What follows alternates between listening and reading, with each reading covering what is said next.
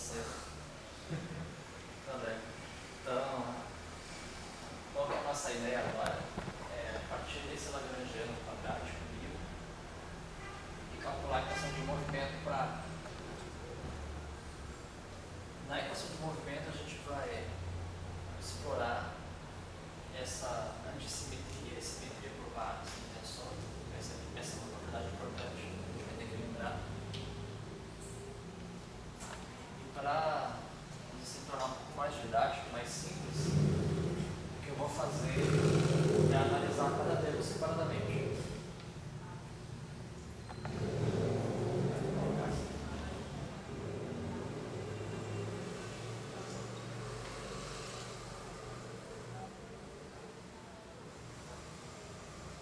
Uma avaliação em relação a mim.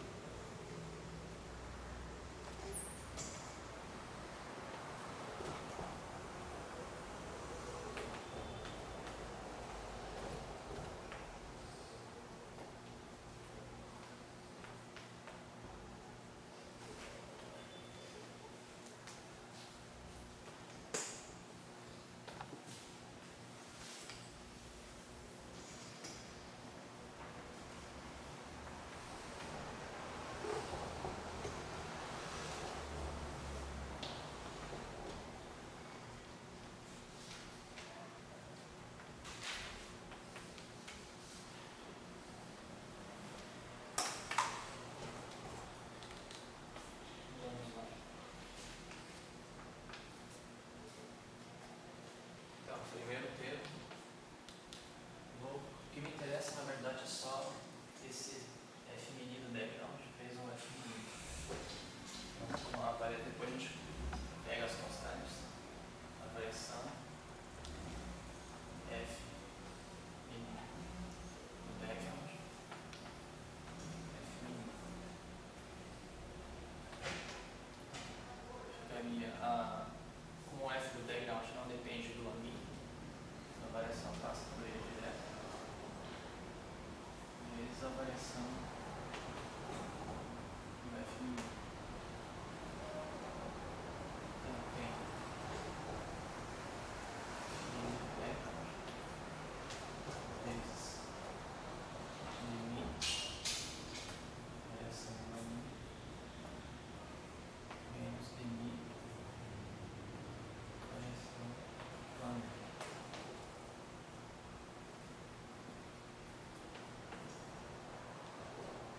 Primeiro termo deixo que está dentro.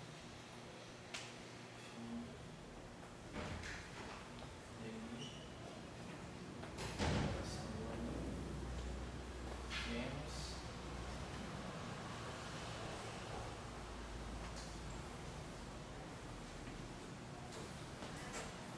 Então, o que eu faço aqui primeiro é trocar o sinal.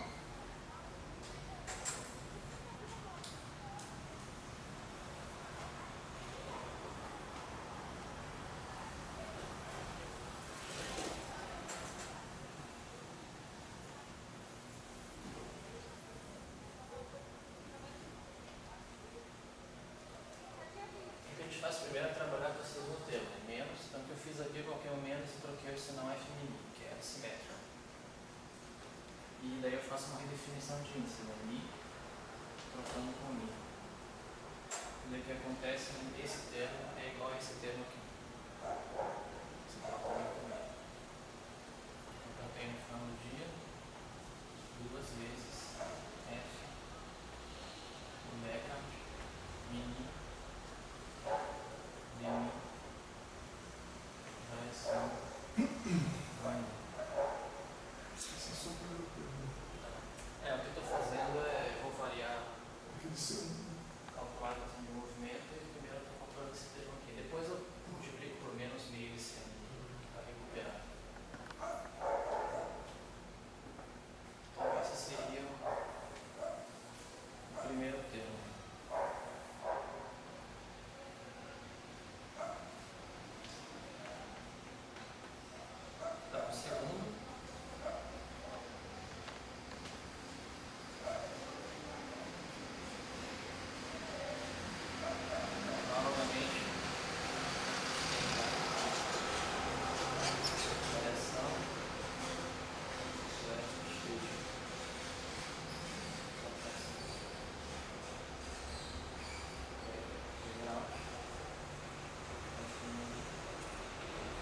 A única diferença desse para esse em cima é você colocar um tilde. A diferença que tem, então ficaria simplesmente 2 F tilde min do background devido à variação do amigo.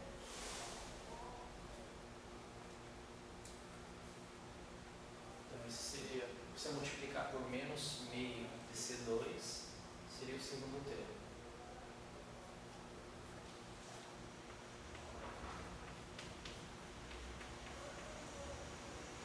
O terceiro,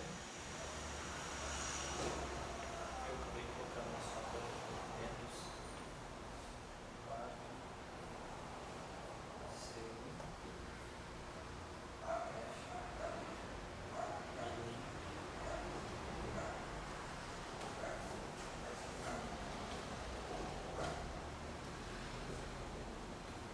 menos 4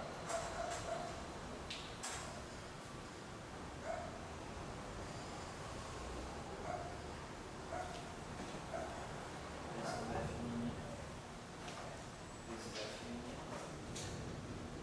menos 4 C1 F mini, variação do F mini.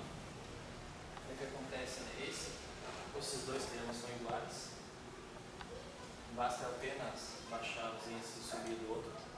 Esse meu termo é igual a esse termo,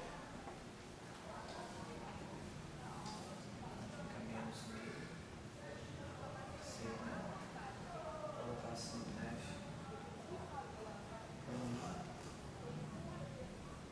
variação de F mini. E coisas desse tipo aqui eu já fiz nos casos anteriores. É justamente esse 2F mini derivado amigo em relação à variação do amigo. Então, coletando os termos, menos C1 F mini de contribuição 2. É a mesma coisa que eu fiz nos casos anteriores. Vou abrir a variação do F pequeno, fazer a definição de índice, como eu fiz aqui, e no final só sobra esse termo aqui. Exatamente, os três casos são a mesma conta. A coisa começa a mais ou menos dar trabalho quando eu for fazer a variação desses termos aqui, que envolve o capa e que envolve o texto inteiro.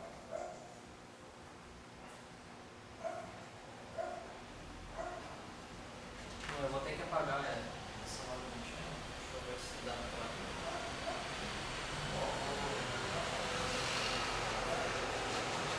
apagar só a verdade desse termo. Deixa eu apagar.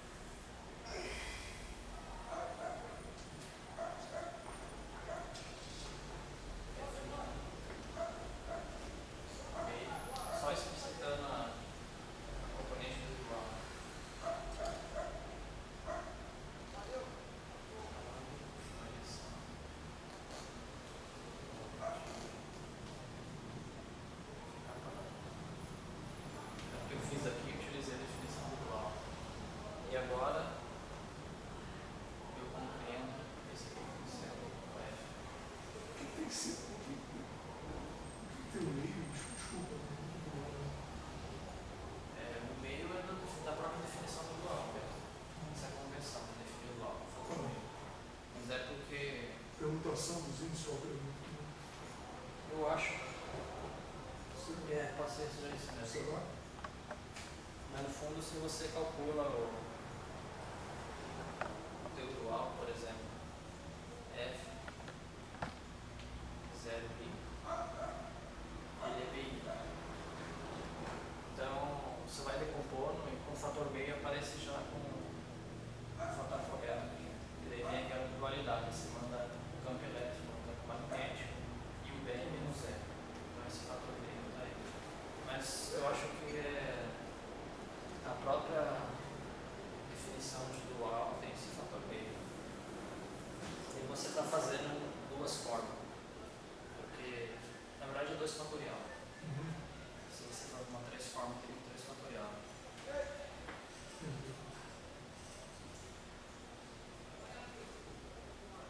só tomando. Aqui. Então, esse termo seria igual a F tilde kappa lambda variação df kappa lambda. E se eu redefinir isso, troco kappa e lambda por mini, eu tenho justamente o primeiro termo. Ou seja, esses termos aqui no fundo são iguais. Por definição de índice depois, você pega o mini, quer dizer, o kappa, manda em mini, e o lambda você manda em mini. É justamente o primeiro termo. Eu sou B. Tá entendendo? Não, desculpa. É porque aí, por exemplo, ficaria, se fosse a componente 0, 1, ficaria 0, 1, 2, 3, depois você teria o 0, 1, 3, 2. Quer dizer, você vai somar 2 vezes, porque você no meio. Vai ficar 2, não? É, se você está Se você 0, 1, 2, 3, depois você tem 0, 1, 3, 2. O 0, 1, 3, 2. você vai É utilizar. mesmo, você troca, vai dar a mesma coisa, vai dar 2 vezes. Você vai utilizar a simetria. Você vai somar a mesma coisa 2 vezes. Para a simetria, né? Na verdade seria um 2 fatorial, que é 2. Se fossem 3, 3 fatorial. você ia Uma ter 3 3 fatorial, combinações. Né? Você teria, por exemplo, 0, você teria 0, 1, 2, 3, 0, 3, 2, 1, 2, que daria a mesma coisa. São 6 combinações possíveis. 6 combinações possíveis. 0, 1, 2. Isso, 0. Exatamente isso. Então, como esses dois termos aqui são iguais, ficaria menos meio, C2, coloquei, deixa eu ver, coloquei assim,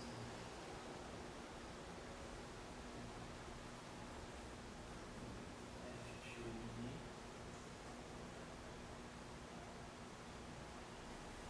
vezes,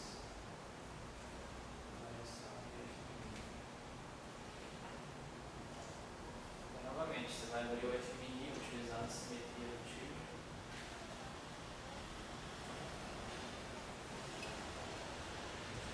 C2 F mini duas vezes mini variação de aí. Vou só colocar por esse aqui e não tem som.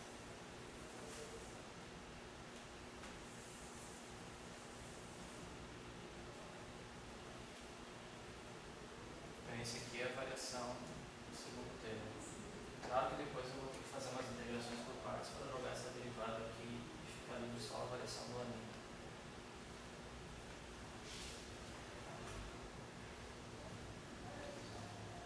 Bom, eu vou apagar esse quadro aqui. Deixa eu ver. Acho que eu quero esse quadro aqui, que é o próximo mais longo.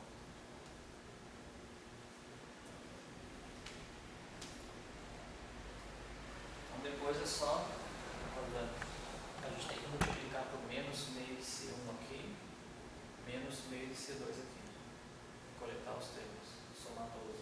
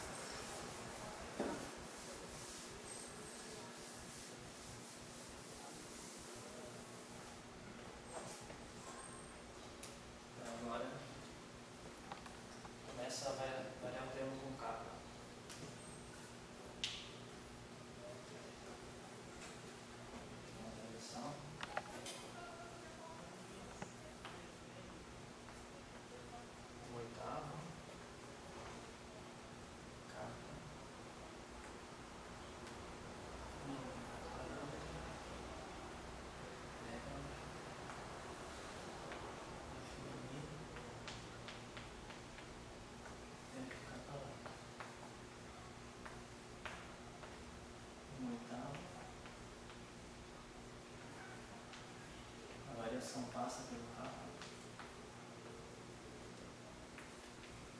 Variação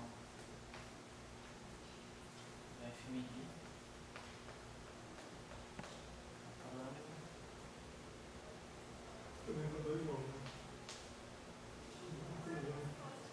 É aqui exatamente, mas eu preciso tirar uma propriedade do capa aqui.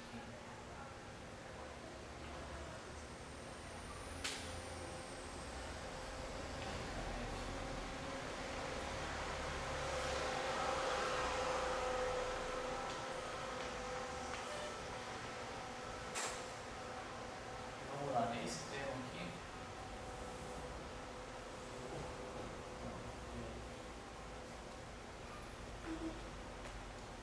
O tensor capa.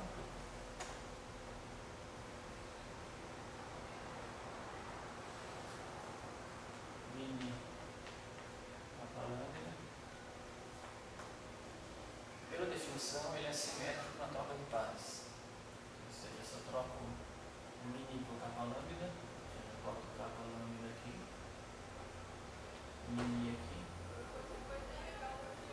ou seja, simetria por pares. E o que acontece, né? Se eu faço isso aqui, né? Mini capa lambda, e coloco capa lambda mini, porque eu tenho justamente os primeiros dois índices relacionados à variação. Os dois últimos índices relacionados ao F solto. É justamente o que eu tenho aqui, né? Os primeiros índices relacionados com a variação e os últimos dois níveis. Ou seja, tem duas etapas aqui. A primeira é isso aqui.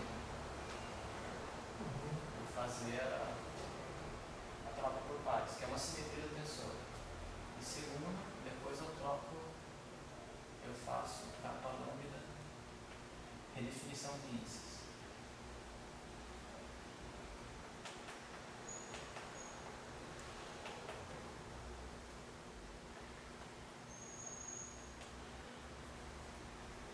E o que a gente mostra com isso daqui é que esse termo é igual a esse daqui. Essas duas.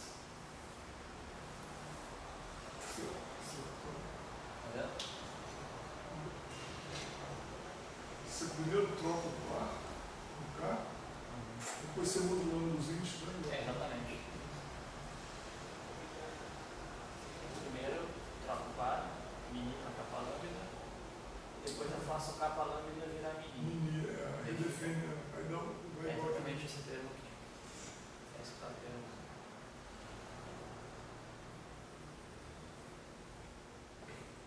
Então, no fundo, você tem o fator do par.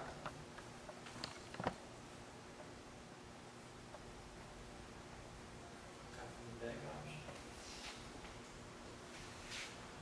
Mini capa lambda. Variação do F mini.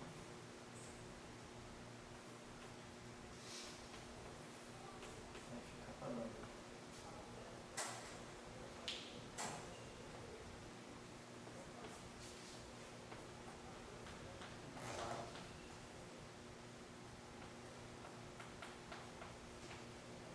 Mini capa lambda.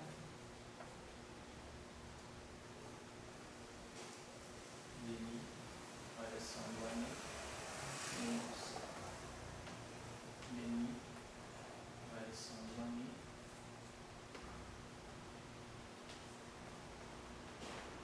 Vezes F capa lambda. Então, o que acontece aqui, nessa passagem, a gente vai utilizar a assimetria do capa. A primeira a gente usou a simetria por pares, e agora a simetria.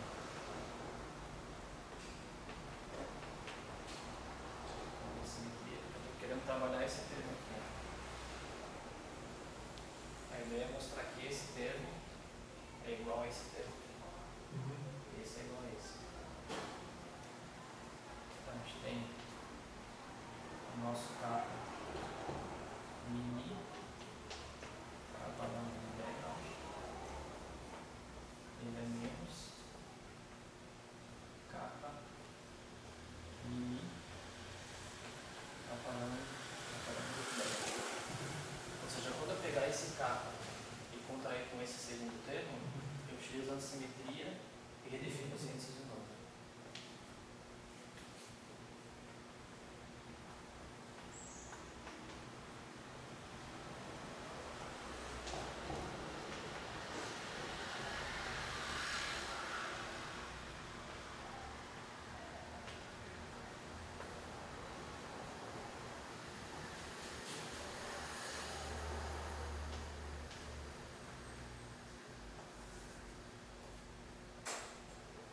O que acontece? Esse termo é igual a esse. Eu troco o mini, o sinal menos vai se cancelar, e depois troco o mi com mi, é justamente esse termo. E é mini, capa do background, mini capa lambda. Aqui eu coloquei a tela, deixar dessa forma, para ser mais conveniente. 2, dmi, correção de mi, capa lambda. Também essa é a variação do último termo. Não, penúltimo, tem o último.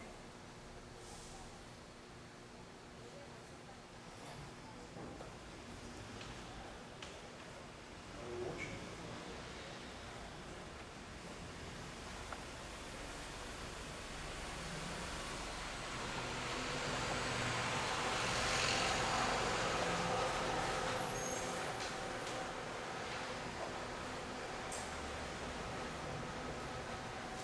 O último é um quarto P. Quarto.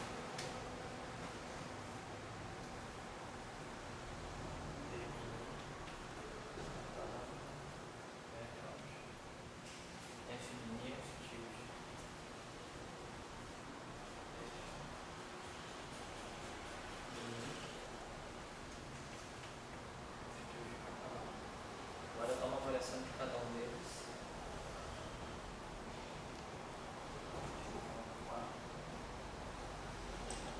A variação passa pelo T.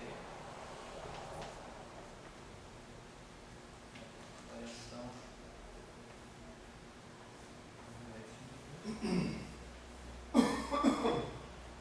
de capa lambda, mais um quadro,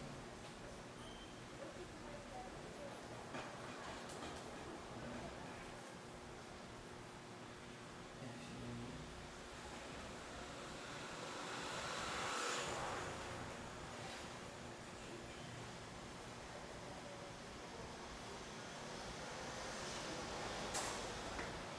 isso daqui a gente vai calculando quantos capas.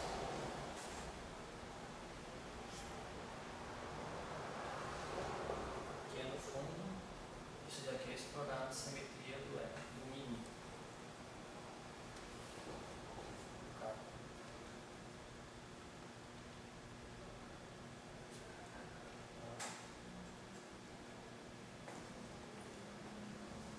Quarto. Capa lambda.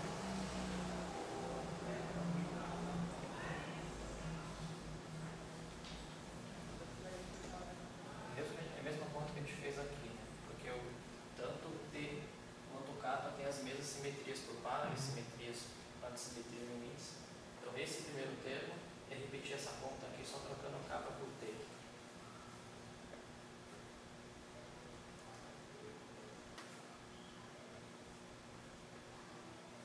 E coloquei um tilde aqui.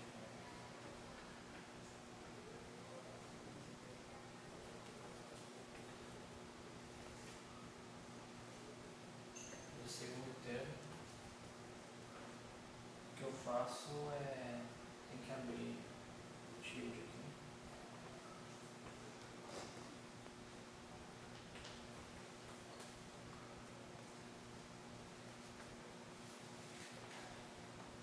F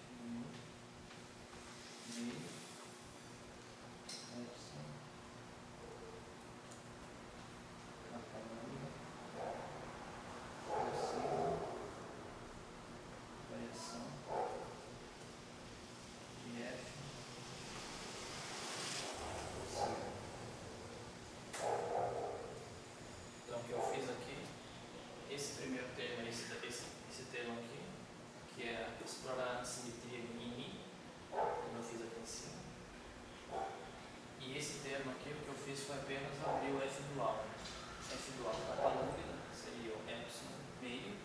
são capa lambda, cossigma, F cossigma.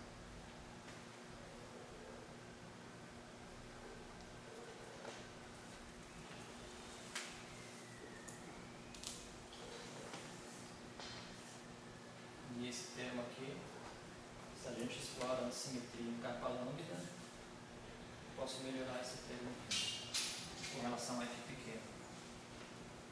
Então, no quarto,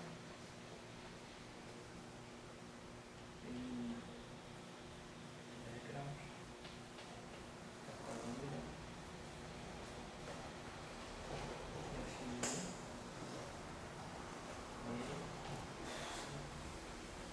capa lambda, cossigma, duas vezes, variação do acima, que é importante para esse tema todo.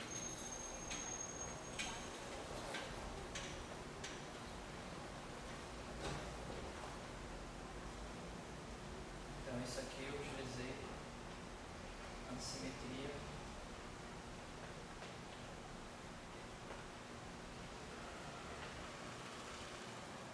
do epsilon.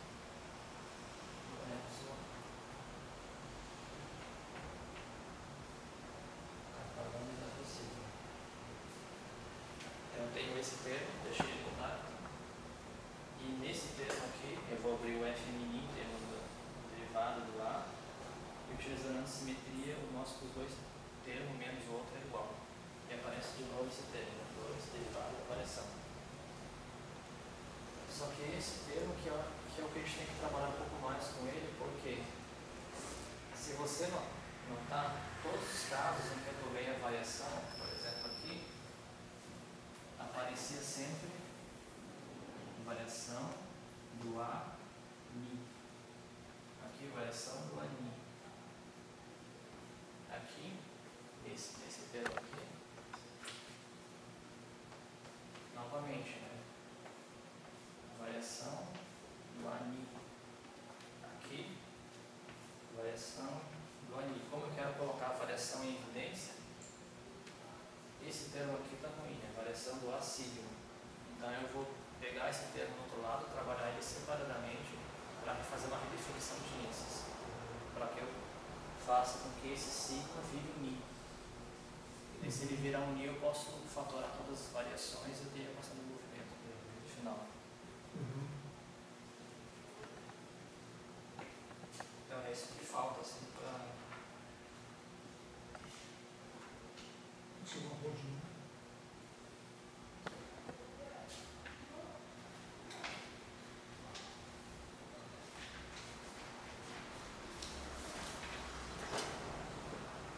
Então a primeira coisa, só vou agora dar para guardar essa variante. Vou colocar outros resultados que a gente tem. Juntar tudo. Mas a gente já sabe que esse último termo aqui vamos ter que trabalhar ele nessa variação. Fazer nossa definição de índice. Os outros já está tudo limpo. O outro eu deixei. Eu já fiz a conta para deixar que aparecesse apenas a variação do laninho em VT.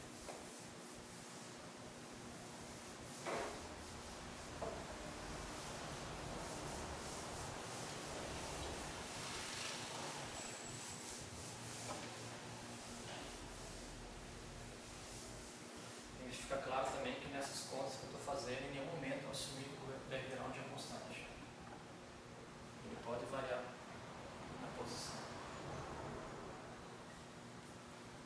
Tá, então, coletando os resultados.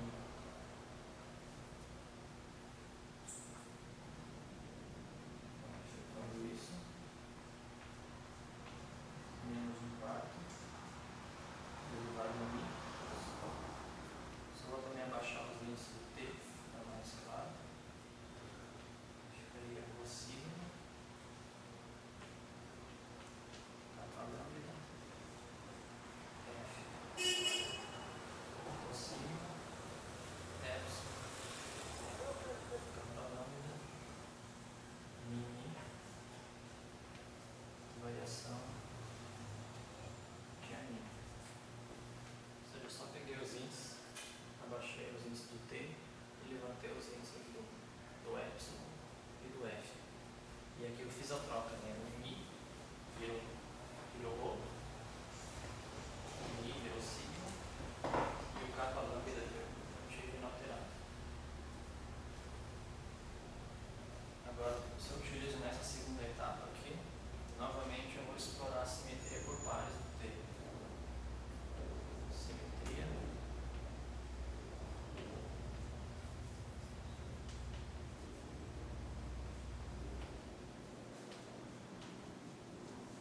por pares de T do background. Ou seja, eu vou pegar kappa lambda, o par kappa lambda e trocar por par o sigma.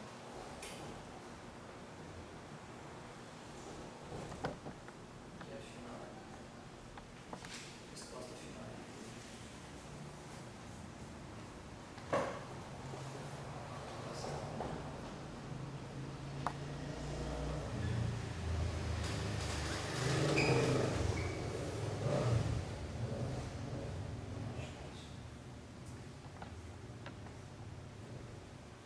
Aqui eu também troquei os índices do epsilon, mas ele pode por permutações pares. Kappa lambda, o sigma, f, o sigma, eleição de 1. Então, tudo isso aqui é esse último termo.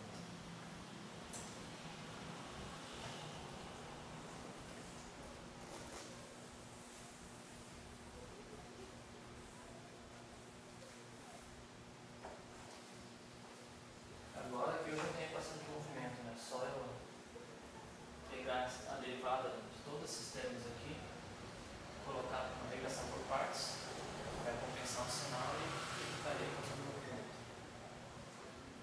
Vou fazer essa prova aqui.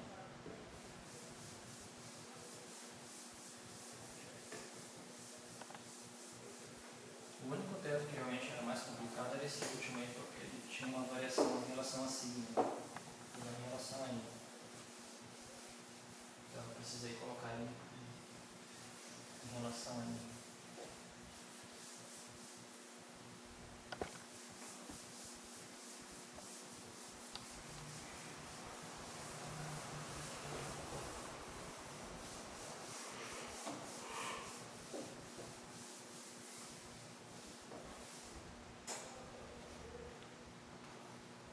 Então, o que eu faço agora?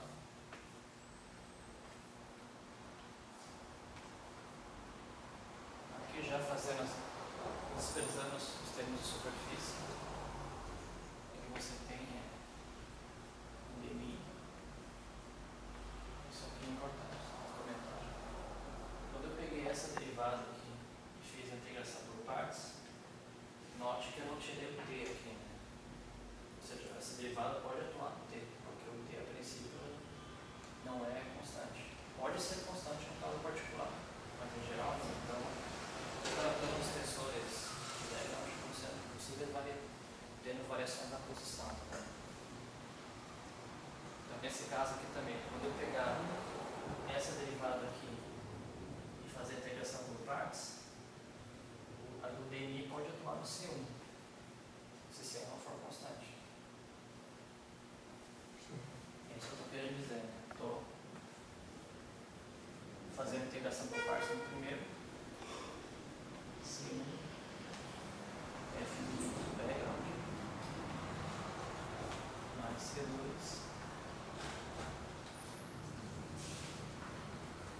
mini. E aqui o primeiro termo eu já liberei a variação de mi, mais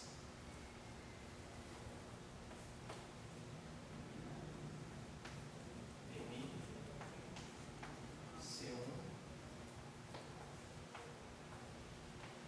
F mini, mais C2, F de mini, vezes a variação em relação a mi. Ou seja, menos de termos de superfície, eu estou pegando do outro lado e fazendo integrações por partes. Então, por isso que está compensando pensando nos sinais de menos ali. Aqui fica dando mais. E os fator meio você cancelando também, meio com 2 ali.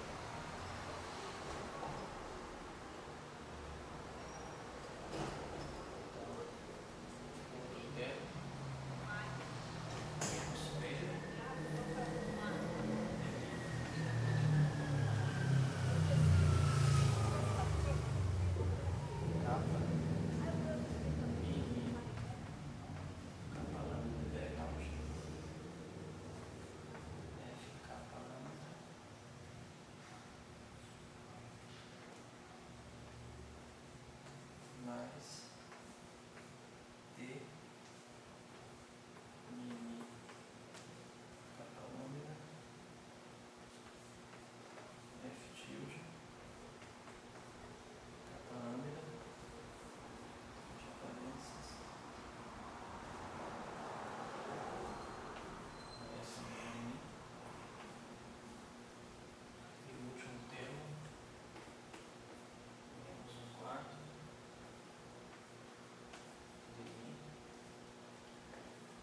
epsilon e capa longa T do background, capa lambda lá em cima, F, sigma,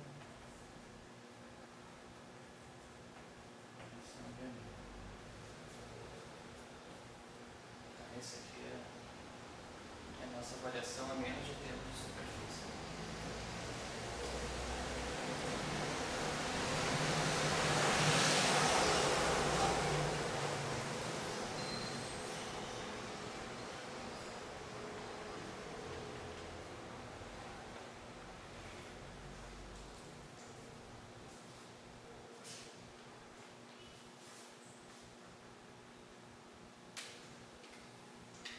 E agora justamente eu pego e reconheço, né? O modelo que tem variação em relação a menos do delta ali é a equação do movimento.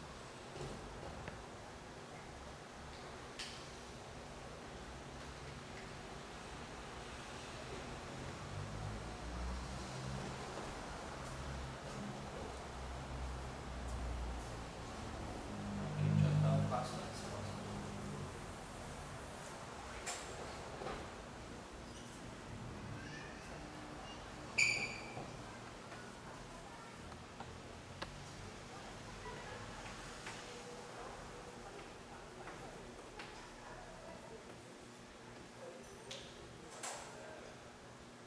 Aqui é conveniente escrever a equação de movimento de duas maneiras. Primeiro, a gente nota que esse termo aqui só envolve o background. Né? C1 é F mini background, C2 é F mini tilde. Então, quando eu tirar essa variação aqui, só tem background aqui. Então, eu vou colocar no outro lado da equação, porque isso eu vou interpretar com fonte. E o resto que depende do enfoque seria os termos menores. Ficaria C1. DI, primeiro termo, C1, F mini mais C2, F, tilde, mini, esse é o primeiro termo,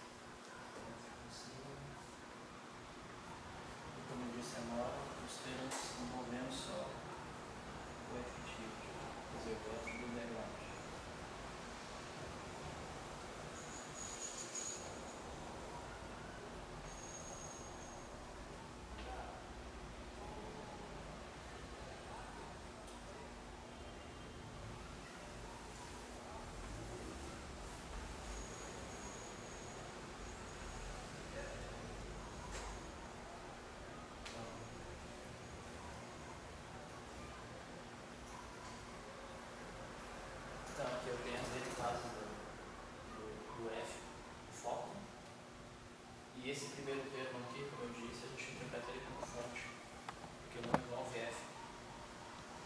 Interessante que também, se você toma um background constante, se 1 vira constante, esse aqui é constante, esse termo tem essa dúvida. Então ele só vai ter influência se o teu background for variável na posição. É só colocar aqui. Então esse aqui faz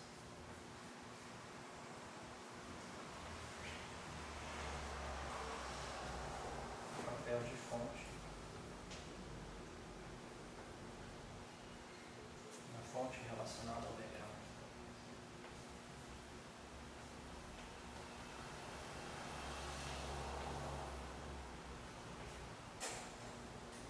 O último caso de interesse agora é a gente pegar essa equação de movimento e particularizar com um background constante, que é no fundo a aplicação que você vai fazer. Mas o primeiro estudo mais simples é fazer o background constante. O que acontece?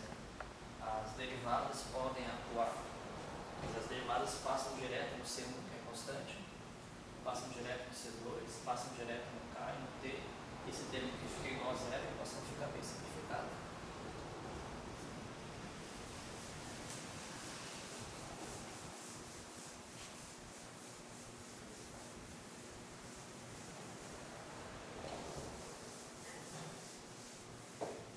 Então, nas próximas aulas eu vou partir da equação de movimento direto. Essa equação vai ser importante, no caso, no for corporal tensor de momento. E eu também vou escrever a equação de movimento particular dessa, que é o background constante. O background constante é onde se faz as aplicações do estudo da relação de dispersão que a gente está trabalhando. Então, caso particular.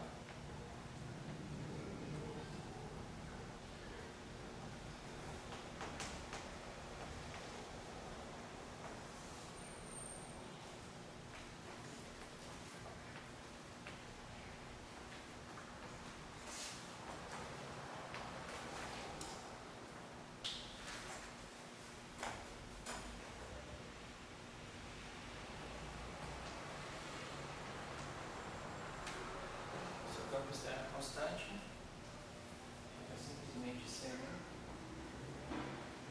dmi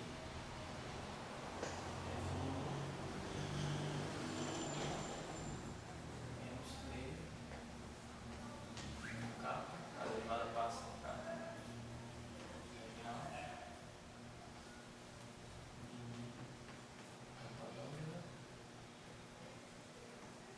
d1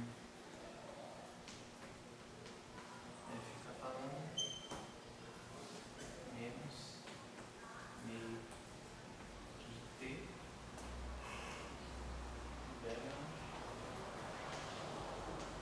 d capa lambda,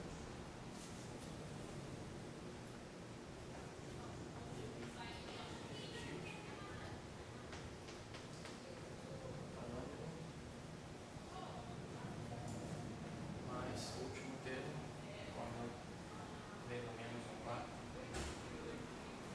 menos um 4, menos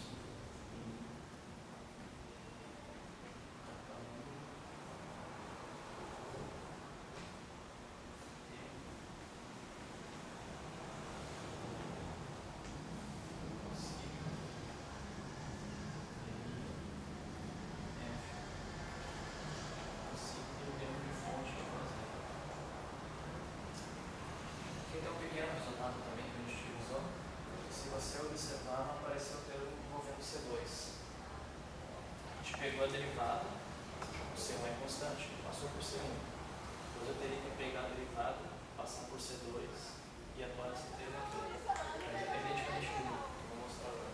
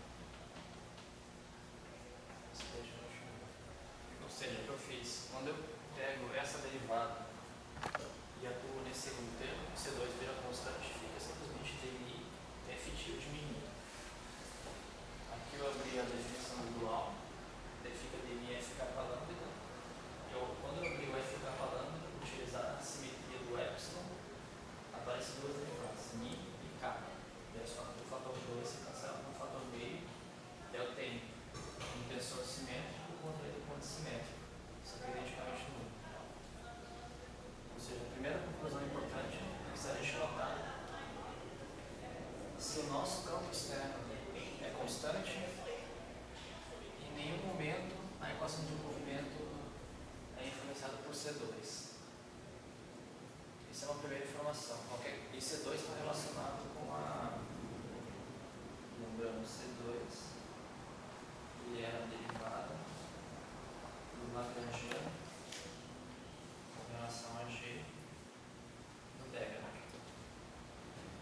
Ou seja, ele vê potências qualquer coisa por dentro de G. Só que se o background é constante, a gente não consegue, a princípio, estudando a equação de movimento, botar no vínculo C2. A gente consegue vincular o C1, os Ds estão embutidos no K e no T, isso é importante, mas o C2 não chegou a ser vinculado. Então essas são as duas equações que a gente vai se explorar muito. A consistente, por exemplo, máximo, né? O que é máximo? Eu tomar o D1, os Ds igual a zero. Se eu tomar D igual a zero, esse termo aqui igual a zero, envolvendo K, esse termo aqui igual a zero, esse termo aqui igual a zero, para máximo só vai me sobrar esse daqui. Só que máximo C1 é igual a 1, então eu tenho D e F igual a zero. Está embutido em todos os casos aqui.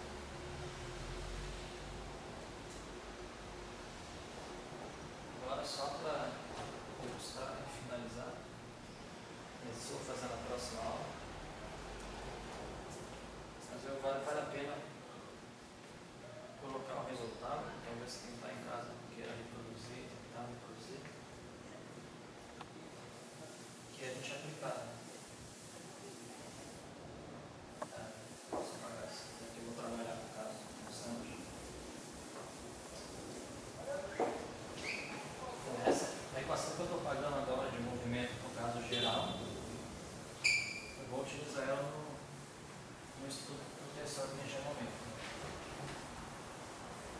E nas próximas aulas o que eu vou trabalhar é com essa equação, no caso de um campo constante.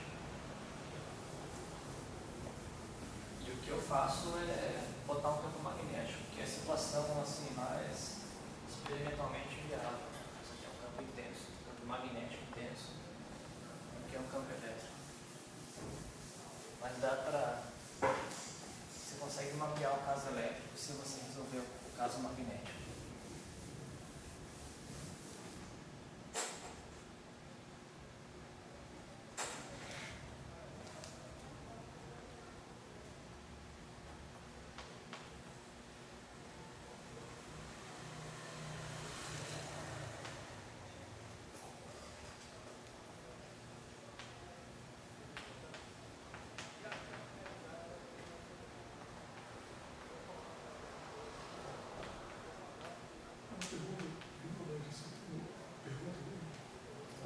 LHC, tem um campo magnético forte, tipo, estamos gerando ali, né? Tem um campo magnético constante ali, né? Externo, né? Inclusive... O magnético foi lá, não? Foi lá, tem que resolver. A questão de eletrodinâmica... Mas aquilo ali também tem um campo magnético ali também, né? A questão de campos eletromagnéticos intensos, ela começa a ganhar destaque por causa dos experimentos também, né? Você tem cada vez mais lasers. Eu acho que a última vez que eu li um paper... Isso vai influenciar, vai perceber. Por exemplo, sabe aqueles campos que se podem definir campo elétrico? Desculpa, eu não estou podendo vácuo, você tem um campo. Sabe aquelas situações em que... Quer dizer, muita gente atribui a Schwinger, mas não foi ele que fez inicialmente, que é você pega as constantes fundamentais, lá C, H portada, carga elétrica, combina tudo e define um campo elétrico crítico e um campo magnético crítico. Tipo, lá eu comentou nas primeiras aulas, que é o limite de Schwinger. Ele recebeu o nome, mas não foi ele que começou, na verdade. Então, nesses casos, a última vez que eu li um paper, você definia esses campos críticos. Alguns lasers já chegavam na parte do milionésimo disso, né? Que é você pegar o crítico e dividir por mil. Você já está começando a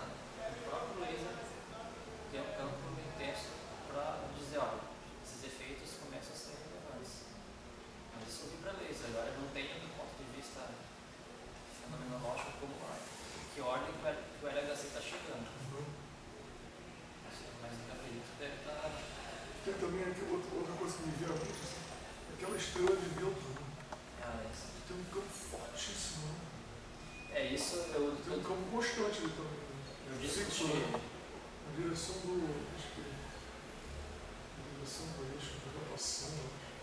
Na primeira aula, uma das motivações que eu coloquei foi justamente 10 a você 15. procurar eletrogenômicas estendidas para objetos astrofísicos. Pois é, deve ter uma aplicação. É um mexe muito intenso, só que ainda nessa parte eu não consegui levantar a literatura. Eu tenho algumas coisas, mas não sei se são as principais referências. Mas a ideia é que uma eletrogenômica linear possa ser relevante nessa situação. Sim. Tanto para a questão da evolução do magnético, que é isso, formação de estrelas, assim. Estruturas de condensado bosais. Talvez, se eu conseguir levantar no começo da próxima aula, eu coloco algumas discussões dessa parte astrofísica. Acho que faltou isso também. Pelo menos levantar o mínimo de referências, assim, não vai ser as principais porque eu não sou da área. Tem também na cosmologia um campo residual. Né? Tem também isso também, depois da inflação, tem um campo magnético de CNB, você está falando do CNB? Que é um campo residual também, né? Que surge lá com a inflação, não sei, eu li posso dar uma olhada. Surge também um campo magnético. Mas certamente a astrofísica é um cenário em que você tem que olhar com carinho as eletrodinâmicas não lineares. Pode ter relevância. Então, campo magnético constante. Nesse caso, a gente tem que colocar, retornando aqui, o F de J, ele é igual a menos epsilon de JK, componente mecânica magnético. Você tem aqui o F tilde, beta, 0i, e a componente BI.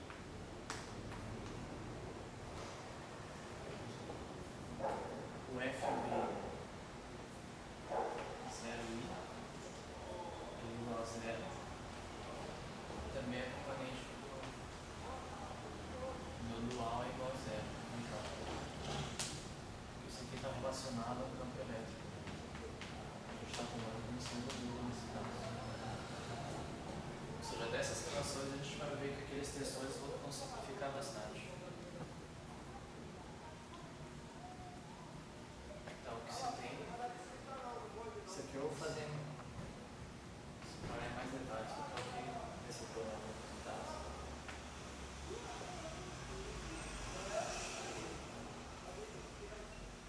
Vou colocar melhor assim. Tem o capa mini, capa lambda. Se decompõe em simples componentes. Componentes não mudam. J, M, background. Epsilon, JK, M,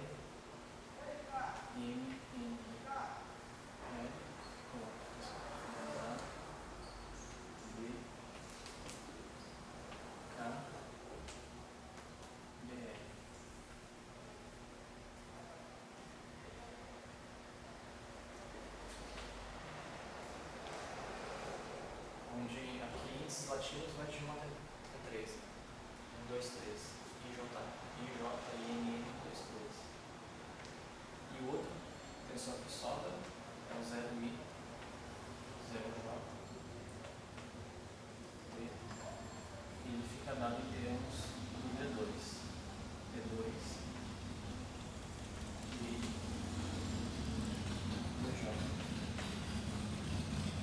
O resto é tudo zero. Então você vê que quando a gente pegar isso daqui e jogar aqui, já vai começar um monte de componentes anular.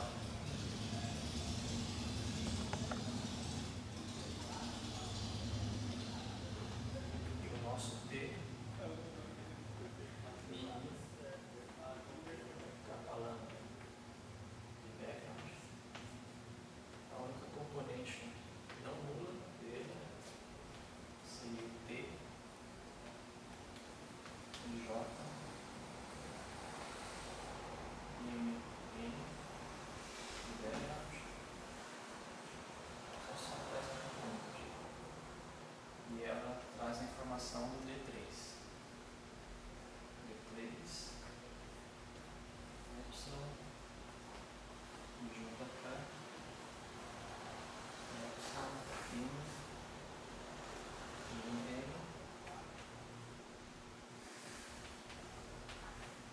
DK, BN. As demais também são zero. Então, nesse caso, a gente vê que simplifica bastante o caso magnético constante. Ou seja, se no T aparecer qualquer índice zero, já é zero tensor. Porque só tem índices espaciais, ali J e M. Já o tensor K, se aparecer apenas um índice zero, é zero. Se aparecer dois índices zero, eu tenho uma contribuição nula, e o completamente espacial, ele está lá. E aí o que acontece? A gente precisa fazer duas coisas aqui.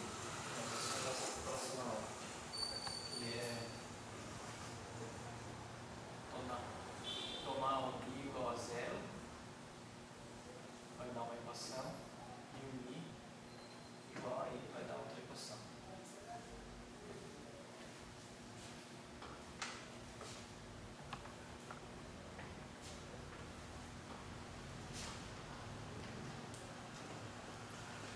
Deixa eu ver se tem resultado aqui, mas eu vou calcular ele com mais calma na próxima aula. E aí o que acontece? Eu tenho duas questões. Primeiro eu vou definir o F', vou colocar aqui.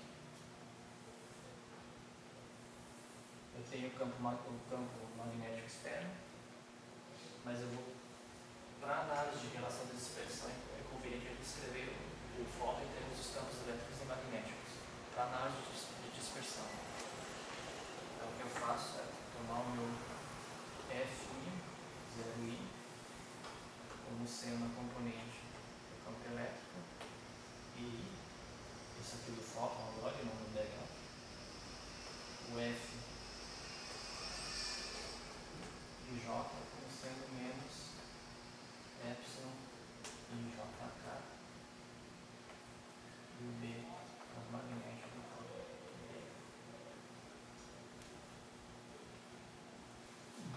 Então o que a gente faz agora? Pega isso, coloca aqui e utiliza todos os tensores agora. Isso eu faço na próxima aula, mas eu só vou colocar o resultado aqui para a gente fazer uma discussão rápida.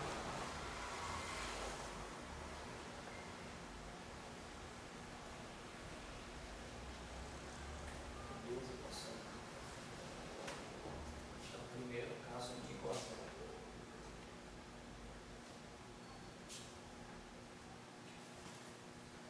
Então, vou fazer na próxima aula mais uma colocação.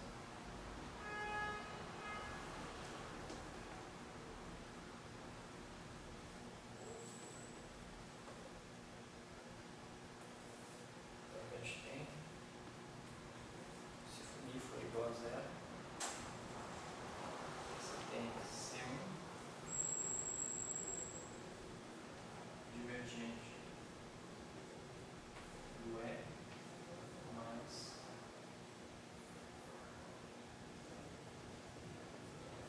B escalar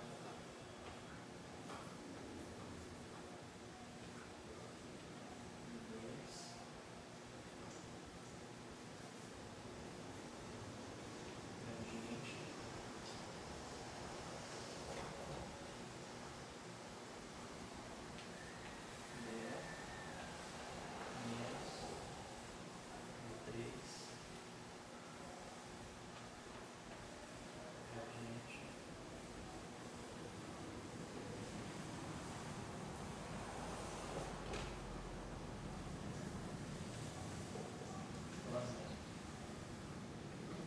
novamente, né, se eu faço o D2 e D3 igual a zero, para caso de Maxwell, esse termo aqui igual a zero, eu tenho divergente de E igual a zero.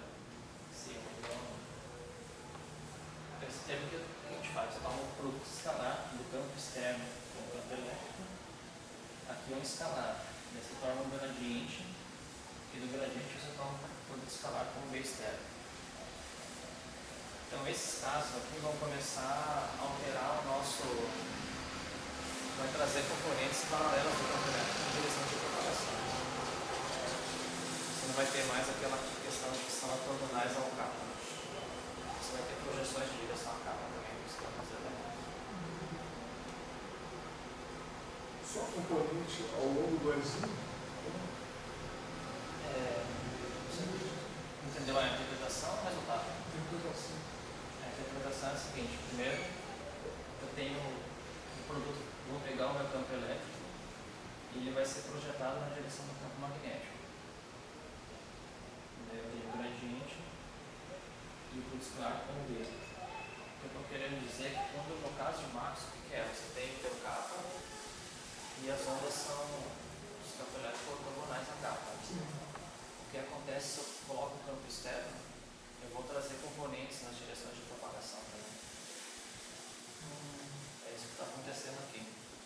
Só que ainda não está muito claro, porque quando eu pegar essas equações e projetar no espaço de Fourier, né, que eu tenho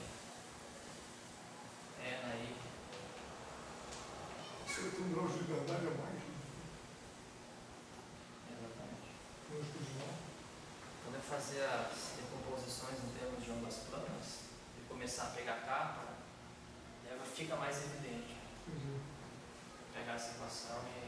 E vai ter uma parte lógica original. É exatamente isso. Vai ter parte. Mas nem todos os casos. Vai depender das constantes D1, D2, D3. No caso de Max, eu te vejo que não. Mas tem outra equação também.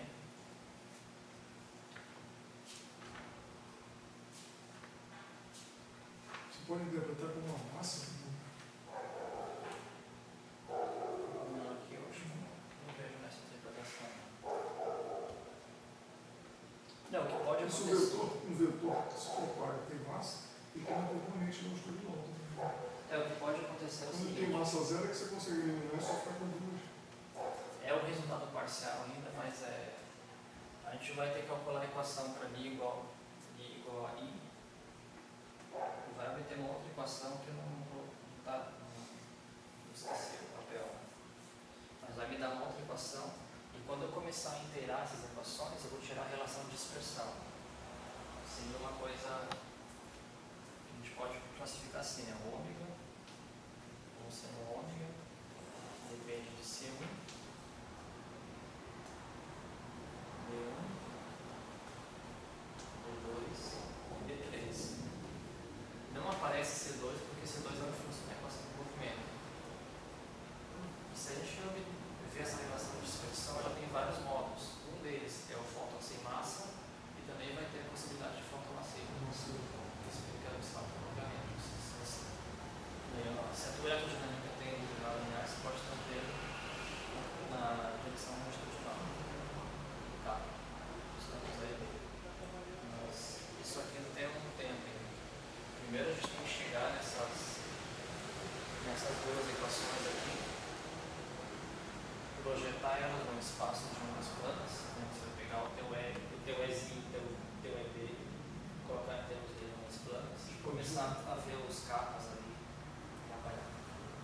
Seria a próxima etapa. Começar a entender melhor essa relação de dispersão. Tendo dessas constantes que vai classificar os conjuntos de dinâmicas. Eu acho que isso a gente faz começa a trabalhar mais na próxima aula. Se tiver uma dúvida aí, a gente fecha esse expediente, né? Para dar então, Só uma pergunta, nessa relação de dispersão você vai ver a violação de Lorentz? Violação em que sentido? Porque você vai ter uma relação de dispersão que não é, talvez não seja invariante, né? Sei lá, vai depender. Né? A gente consegue colocar uma relação de uma forma bonita, assim, mas a violação de Lorentz acho que já está presente quando você botou o campo externo. Mas isso eu até vou trazer, já que você comentou essa discussão, isso é importante. Pior que aqui você vai poder ver também. Sei lá. Não, se você botou um campo já antes. Se Só que a discussão é o seguinte: você tem o que define partícula para você? É o grupo de Poincaré. Apresentação. Quando você bota um campo externo, você pode mostrar, porque eu já tenho essa referência, que é você quebrou o grupo de Poincaré completo, mas existe o que eles chamam de grupo de Poincaré amputado, que é um subgrupo que você pode definir e através desse subgrupo analisar as partículas. Então ainda sobra um subgrupo aí, mesmo se você botar no campo externo. Mas isso só é relevante se a gente for fazer, por exemplo, uma teoria quântica de campos. Aqui o objetivo inicial, a ideia, é a gente primeiro tirar a relação de dispersão. Então aqui é tudo clássico, né? E pelo menos classificar, né? Olha, quais situações, se eu fizer D2 igual a zero, o que eu obtenho? D3 igual a zero. Será que se eu calculo a velocidade de grupo, a velocidade de fase, e faço uma comparação com